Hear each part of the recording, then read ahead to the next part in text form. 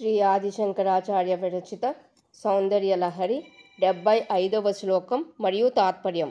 తవ స్తన్యం మన్యే ధరణిధర కన్యే హృదయతః పయః పారావారః పరివహతి సారస్వతమివ దయావత్యా దత్తం ద్రవిడశిశురాస్వాద్య తవ యత్ కవీనాం ప్రౌఢానాం మజనికమనీయః కవయితా.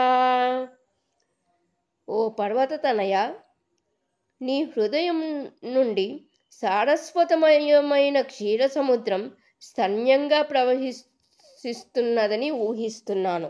ఏలననగా దయతో నీవిచ్చిన ఆ స్తన్యాన్ని ఆస్వాదించి ద్రవిడ శిశువు ప్రౌఢ కవులలోకెల్లా కమనీయుడైన కవిగా విరాజిల్లినాడు కదా. ద్రవిడ శిశువు అనగా కుమారస్వామి ఒకరు, ఇంకొకరు శివజ్ఞాన సంబంధుడు, మూడవది ఆదిశంకరులు అని ఈ ముగ్గురిని భావించవచ్చు.